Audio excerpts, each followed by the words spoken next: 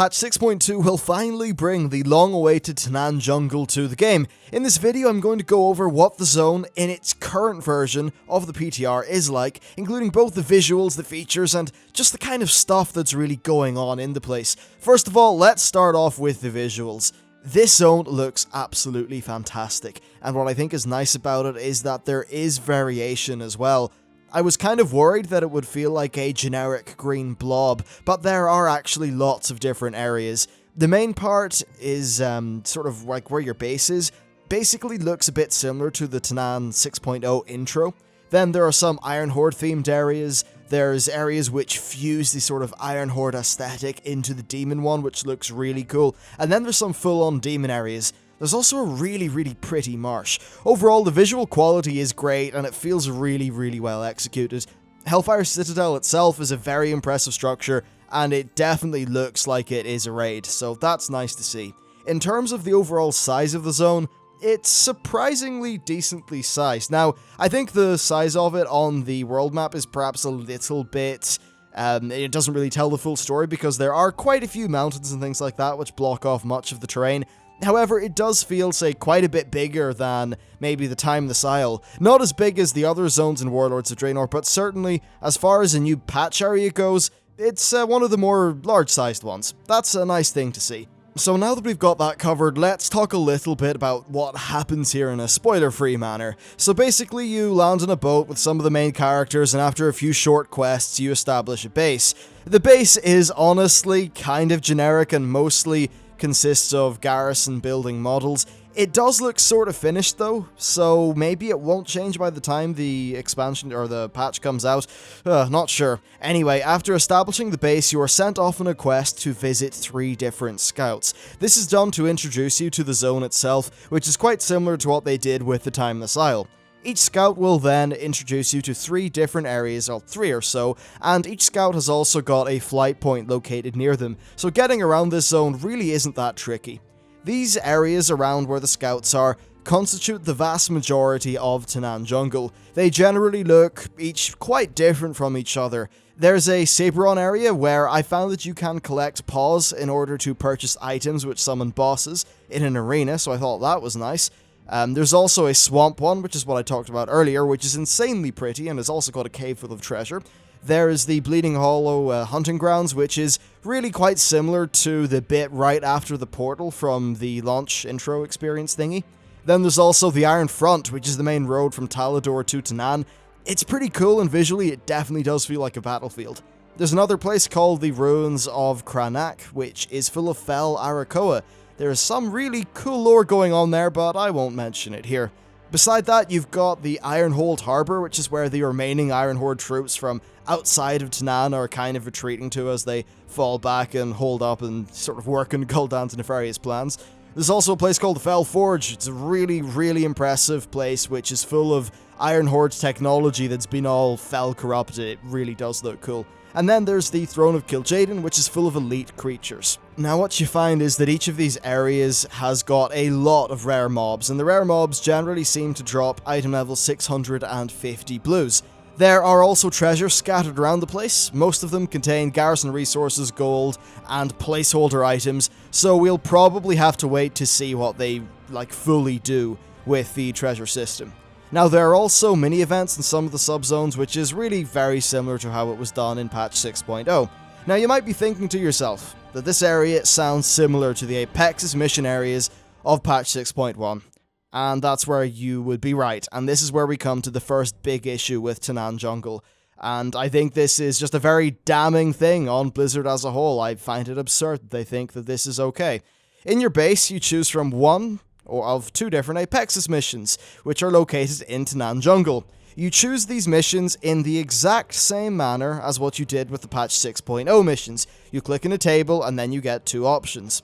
The missions, which are located in those areas I covered earlier, feel the exact damn same as they did in patch 6.0. It's literally as if they have only just added a few new quests to that pool. In terms of mechanics, they're all very similar, with many, sort of examples like pick up a bandage, right-click on a soldier to heal them, pick up a bomb, throw it at a tank, pick up a bomb, throw it at a pack of mobs. It's the same. It's not new, it's not changing the gameplay, it's certainly not something that people are going to be excited about in any way. And the reception of that content in patch 6.0 should tell you all that you need to know. And I would say that while participation rates amongst some players may be decent because they really want to get that Apexis gear for some reason, I don't really think that correlates to the amount of fun people actually are having in them. I don't know, I think that if Blizzard thinks this will work as a major element of Tanaan Jungle, then they're just absolutely off their rocker. People didn't care about them in 6.0, and that will continue to be the case in patch 6.2. So to go over pretty much the flow of what happened when I went onto the PTR, I got into Tanaan, I founded the base, I did the intro quests to talk about all the scouts, and then I was presented with an Apexis daily. When I was doing those scout quests, I did run into an Orc Shaman NPC who gave me a breadcrumb quest to a hub that was full of shamans and elementals called the Vault of Earth. It was not currently offering quests though. Now, Blizzard did mention that there is going to be a gear catch-up mechanic in Tanaan that's for alts, so perhaps it will originate from there, or perhaps that area will turn into something more. I certainly hope so. After I did all those things though, I got a garrison campaign mission from Ural, which I picked up in the base, and that does appear to be the kind of once per week deal, because on the next day that I went to Tanaan, there was not a garrison campaign mission waiting for me. Now, there was also a one-off mission to plant some items in the Throne of Kil'jaeden, and doing that unlocked a one-way flight point there. That all might seem like quite a lot of stuff, but the next day, i.e., well, this morning, I went there and the only thing that I was offered across the whole zone was a single Apexis quest. So, looking at this from where we are now, I think the worst case scenario is that the only daily, regular thing to do is an Apexis quest. Though, in all likelihood, they will continue to add more things in the coming weeks, but let's just say that my impression initially is not great. I think the zone's beautiful, but I just think that the fact that Blizzard are putting in a copy pasta of the patch 6.0 Apexis quests into this new zone, I just find that to be really disappointing. Back in Mists of Pandaria, what we found is that pretty much every major content patch really innovated with something. Patch 5.1 had the really cool story stuff. Patch 5.2 sort of elaborated on that by having the scenarios which told the story, and you also had things like the treasures and the throne room scenario thingy, like the solo loot grab, which was really cool. Then patch 5.3, while it didn't have a massive amount of content, it did add some cool systems and tech to the game that I think Blizzard have since really underutilized. And then of course the Timeless Isle was quite a departure from anything that we had really had. There was something a bit different in every one of those patches. Right now, when we look at Tanaan Jungle, it seems very, very, very, very similar to what we had in patch 6.0. It all feels very formulaic and uninspired. Apart from the visuals are really, really great, and once again, props to the art team. I just worry that perhaps their absolutely just amazing work is sometimes squandered by the game design crew over there.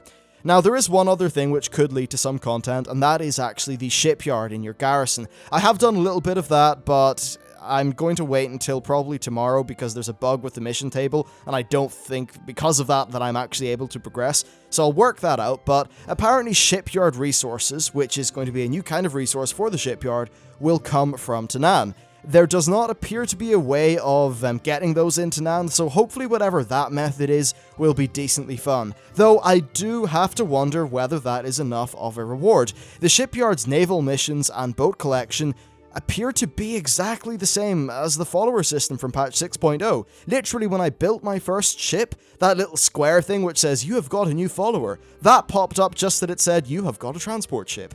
And then the next quest, which is the one that I'm having the bugs with, led me to the garrison mission table. So it does seem like that is a direct copy-paste, and because of that, I've got to wonder, will resources for that system really excite people if that system is so similar to what was there in patch 6.0? It just feels like some of this content is really formulaic and uninspired. It's no real departure. And that's a bit of a pity, because I was really hyped up by the idea of a new patch back in MoP, because generally that meant there was going to be some innovation. something really cool like that. Now, of course, there is other really good things coming. We've got Time Walkers, which I will cover them on another video today, which I am simultaneously really excited about and also a little bit peeved off about because of their implementation. We've got that, we've got Mythic Dungeons, so there is cool stuff here. I just, I don't know. I hope things turn more sunny as time goes on, let's just say that.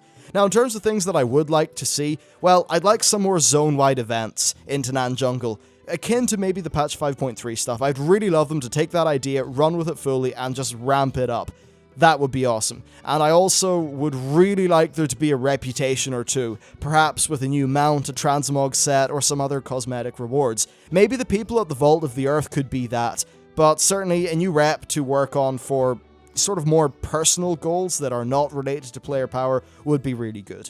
Anyway, that is it for my initial overview and impressions of the Tanaan Jungle. Thank you very much for watching this video. If you're in the PTR, let me know what you think. If you're not in the PTR, well, let me know what you think. Thanks for watching, and I will see you next time.